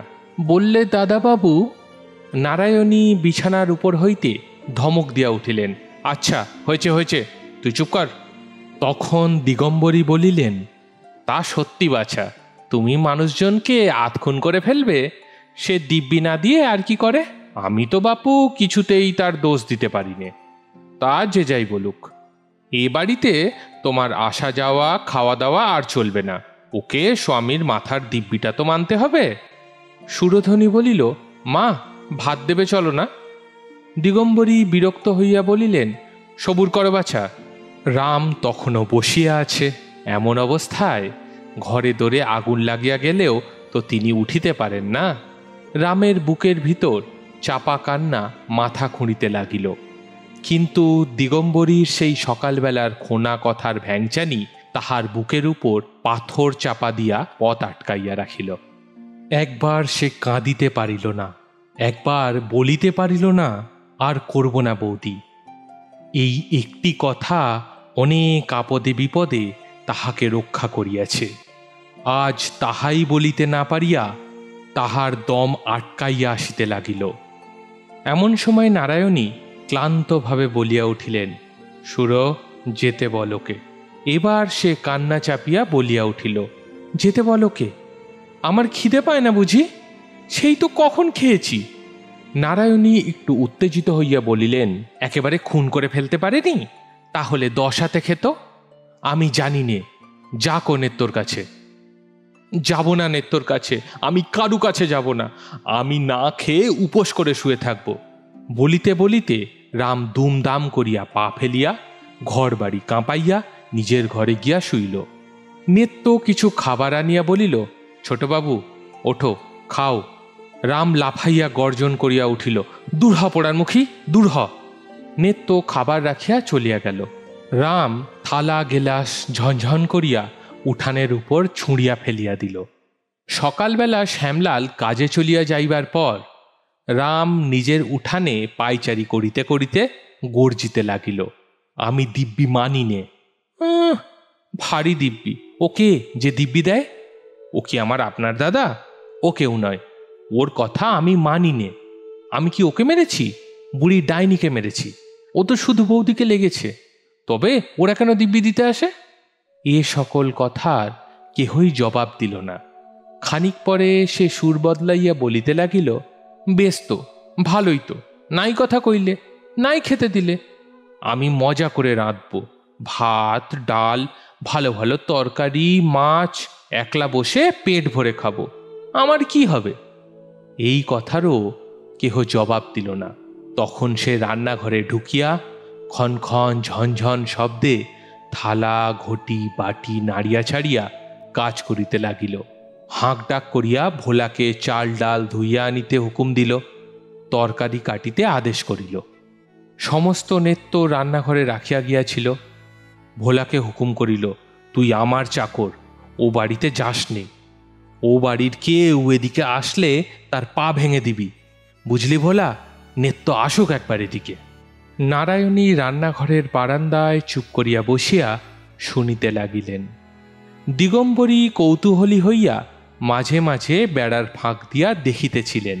খানিক পরে বড়মের কাছে উঠিয়া আসিয়া হাসি চাপিয়া ফিস ফিস করিয়া বলিতে লাগিলেন, আহা, বাছার কি বুদ্ধি! উনি আবার ভালো তরকারি নেঁধে খাবেন। একটা পিতলের হাঁড়িতে প্রায় 1 কাঠা চাল গলায় গলায় তুলে দিয়ে রান্না চড়িয়েছে, তাতে জল দিয়েছে 1 ফোঁটা। একজন খাবে তো, রাঁধছে 10 জনের, তাই বা সিদ্ধ হবে কি করে? পুড়ে আংড়া উঠবেছে। ওই হাঁড়িতে অত চাল ধরে না, অতটুকু জলের কর্ম। আবার রাঁধিয়ে বলে দেমাক আছে। রাঁধি বটে আমরা, কিন্তু দেমাক করতে জানি নে। ভাত রাঁধবো, তাতে এমন জল দেব আর দেখতে হবে না, চোখ বুজে সিদ্ধ হবে। কই রাঁধুক দেখি আমার সঙ্গে, লোকে খেয়ে কাঠটা ভালো বলে দেখি। নারায়ণী মুখ ফিরাইয়া রহিলেন। নেত্য কাছে ছিল। সে বলিল, দিদিমার এক কথা, ও কি কোনোদিন এক ঘটি জল গুড়িয়ে খেয়েছে যে আজ রেঁধে খাবে? সে অনেক দিনের দাসী, এসব ব্যাপার তাহার ভালো লাগিতেছিল না। মায়ের দেখা দেখি সুরধ্বনিও মাঝে মাঝে গিয়া বেড়ার ফাঁক দিয়া দেখিতেছিল। ঘণ্টাখানেক পর ছুটিয়া আসিয়া দিদির হাত ধরিয়া টানাটানি করিতে লাগিল। ও দিদি, দেখবে এসো, রামদাদা, মা গো, একেবারে কাঁচা ভাতগুলো শুধু খাচ্ছে, কিচ্ছু নেই দিদি, একেবারে শুধু ভাত। আচ্ছা দিদি, কাঁচা ভাতে পেট কামড়াবে না? নারায়ণী তাহার হাত ছুঁড়িয়া ফেলিয়া দিয়া উঠিয়া গিয়া বিছানার উপর শুইয়া পড়িলেন। সে যে কত দুঃখে, কত বড় ক্ষুধার তাড়নে এগুলি খাইতে বসিয়াছে, সে কথা তাহার অগোচর রহিল না। দুপুরবেলা শ্যামলালের খাওয়া হইয়া গেলে দিগম্বরী তাহাকে ডাকাডাকি করিতে লাগিলেন। যা পারিস দুটি খেয়ে নে নারানি, ওর তারসে জ্বরের মতো হয়েছে, ওতে খাওয়া চলে, আমি বলছি খেতে হবে না। নারায়ণী মোটা চাদরটা আগাগোড়া মুড়ি দিয়া ভালো করিয়া শুইয়া বলিলেন, আমাকে বিরক্ত করো না মা, তোমরা খাওগে। দিগম্বরী বলিলেন, ভাত না খাস, দুটো রুটি করে দিই না হয়? নারায়ণী কহিল, না, কিচ্ছু না। দিগম্বরী আশ্চর্য হইয়া বলিলেন, ও আবার কি কথা, কাল থেকে উপোস করে আছিস, আজ দুটি না খেলে হবে কেন? নারায়ণী জবাব দিল না। নেত্য আসিয়া বলিল, তুমি মিছে বকে মরছ দিদিমা, এখানে দাঁড়িয়ে একবেলা চেঁচালেও ওকে খাওয়াতে পারবে না, জ্বর হয়েছে, একটু ঘুমোতে দাও। দিগম্বরী চলিয়া গেলেন। বলিতে বলিতে গেলেন, জানি না বাপু, নাকলে টাকলে একটু জ্বর ভার হয়, তাই বলে কি মানুষ উপোস করে পড়ে থাকে? আমরা তো পারি নে। বিকেলে নারায়ণী আবার রান্নাঘরের বারান্দায় আসিয়া বসিলেন এবং যতবার নেত্তর চোখে চোখে হইল ততবারই কি কথা বলিতে গিয়া যেন চাপিয়া গেলেন। রাম স্কুল হইতে ফিরিয়া আসিয়া হাত মুখ ধুইয়া দোকান হইতে মুড়ি মুড়কি কিনিয়া আনিল। খাইতে খাইতে গলা বড় করিয়া বলিল, কি আর ক্ষতি হলো আমার? ভাত খেয়ে স্কুলে গেলুম, ফিরে এসে কেমন খাচ্ছি, বেড়ার ওদিকে সকলেই রইয়াছে, তাহা সে বুঝিল। কিন্তু সকালের মতো এখনো কেহ জবাব দেয় না দেখিয়া সে আরো অস্থির হইয়া উঠিল। চেঁচাইয়া বলিল, এই দিকটা আমার সীমানা, কোনোদিন নেত্য কি কেউ যদি আমার সীমানায় আসে তখন পা ভেঙে দেব। এই পা ভাঙার ভয় সে ইতিপূর্বেও দেখাইয়াছে, সেবারেও কোনো ফল হয় নাই, এবারেও হইল না। কেহ ভয় পাইয়াছে কিনা বোঝা গেল না। সন্ধ্যার পর আলো জ্বালিয়া সে রান্নাঘরে ঢুকিয়া আবার চেঁচামেচি করিতে লাগিল, আমার কাঠ কই, আমি রাঁধব কি দিয়ে, আমার শিলনোড়া কই, আমি বাটনা বাটব কিসে? ও ঘর হইতে নেত্য বলিল, মা বলেছেন কাল শিলনোড়া কিনে দেবে, না আমার কেনা শিলনোড়া চাইনে বলিয়া সে কাঁদিয়া ঘর ছাড়িয়া চলিয়া গেল। খানিক পরে ফিরিয়া আসিয়া বলিল, কেন আমার গণেশকে ধরালে, কেন আমাকে খোনা খোনা করে ও বুড়ি ভেঙালে? বেশ করেছি গাল দিয়েছি, ও মরে আর জন্মে পেতনি হবে। দিগম্বরী চোখ কটমট করিয়া বলিলেন, শুনলি নারানী, শুনলি? এসব পায়ে পা তুলে দিয়ে ঝগড়া করা নয়। নারায়ণী চুপ করিয়া অন্যদিকে চাহিয়াছিলেন, সেই দিকেই চাহিয়া রহিলেন। পরদিন সকাল হইতে রামের কথাবার্তা বদলাইয়া গেল। সম্পূর্ণ 2টা দিন কাটিয়া গিয়াছে। বৌদিদি ডাকে নাই, বকে নাই, খাইতে দেয় নাই, এরকম সে তাহার জ্ঞানে দেখে নাই। আজ সে স্বাভাবিক ভয় পাইয়াছিল। প্রথমটায় রান্নাঘরে দাওয়ায় বসিয়া সে নানা রকম উল্টোপাল্টা জবাবদিহি করিল।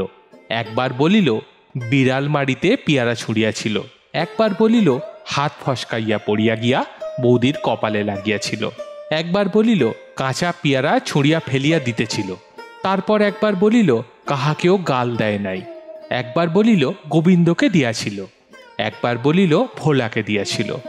কিন্তু কোনো কৈফিয়তেই কাজ হইল না।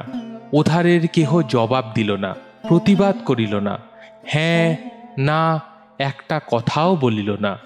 একবার বহু কষ্টে লজ্জা সংকোচ ত্যাগ করিয়া আর কোনোদিন করব না বলিয়া ফেলিয়াও যখন ফল হইল না, তখন সে চুপ করিয়া কাঁদিতে লাগিল।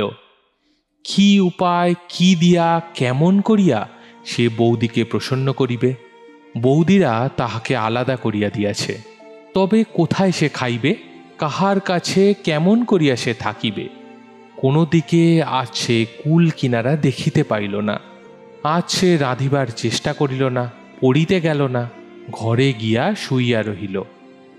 গোপনে কাঁদিয়া কাঁদিয়াই বোধ করি গত রাত্রে নারায়ণীর জ্বর আসিয়াছিল।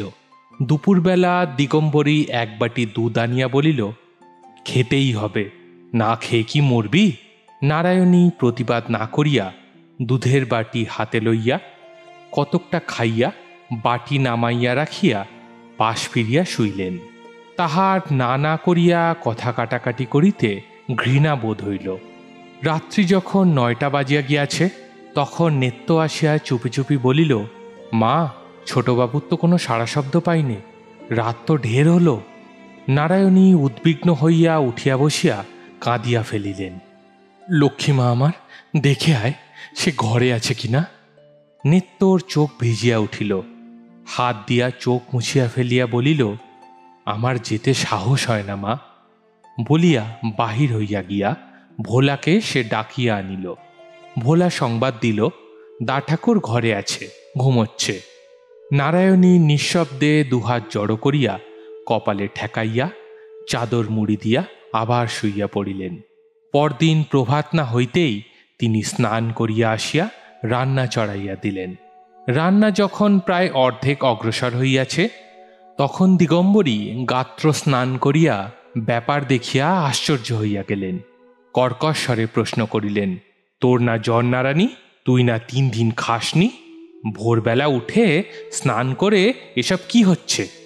নারায়ণী স্বাভাবিক মৃদুকণ্ঠে বলিলেন, রাঁধছি, দেখতে তো পাচ্ছ। তা তো পাচ্ছি, কিন্তু কেন কেন শুনি? তুই কি আমার হাতে খাবিনি? নারায়ণী জবাব দিল না, কাজ করিতে লাগিল। কাল সমস্ত দিন ধরিয়া রাম একটাই কথা ভাবিতেছিল, বৌদির না জানি কত লাগিয়াছে।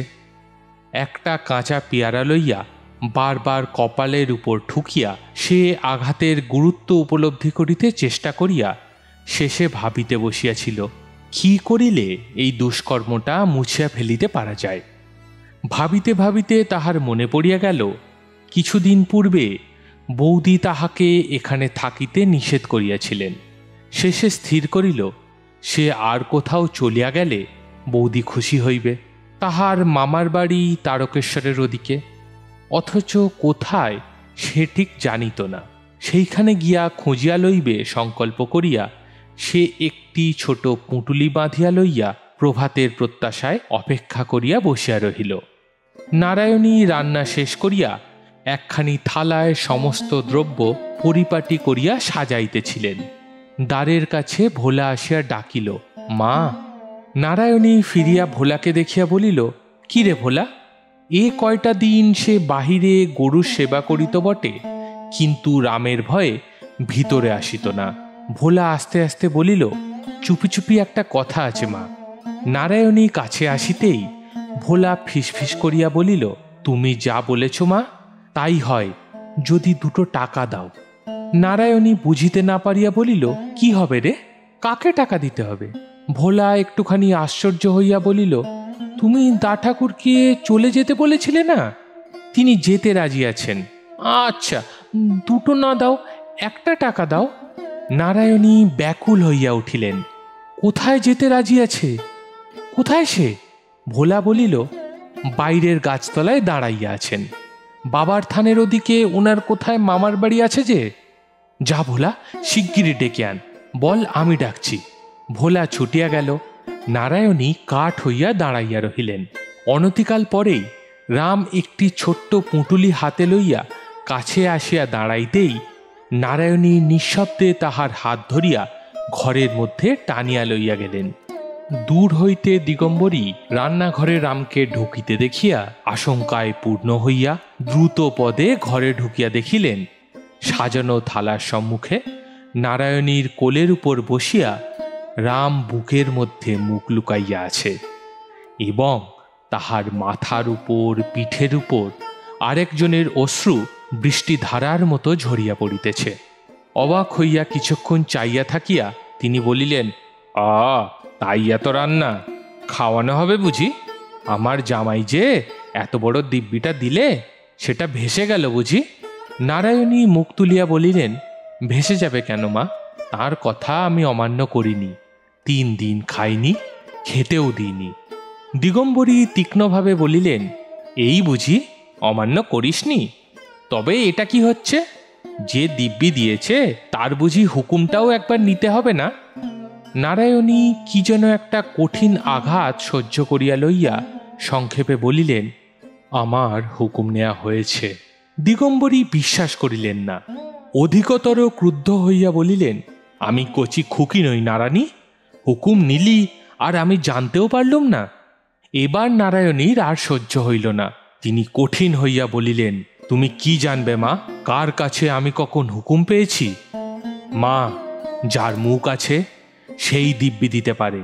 কিন্তু বলিয়া তিনি গভীর স্নেহে রামের লজ্জিত মুখ জোর করিয়া বুকের ভিতর হইতে তুলিয়া ধরিয়া তাহার ললাট চুম্বন করিয়া বলিলেন, কিন্তু যাকে বুকে করে এতটুকু বড় করে তুলতে হয় সেই জানে হুকুম কোথা দিয়ে কেমন করে আসে। তোমাকে ভাবতে হবে না মা, এখন একটু সামনে থেকে যাও, দুটো খাইয়ে দিই। ও আমার 3 দিন অনাহারে আছে। বলিতে বলিতে তাহার চোখের জল আবার ঝরিয়া পড়িতে লাগিল। দিগম্বরী এক মুহূর্ত স্থির থাকিয়া বলিলেন, এখানে তবে আমার কি আর থাকা হবে? এ বাড়িতে আর থাকতে পারবো না, তোকে তা আজ স্পষ্ট বলে দিলুম।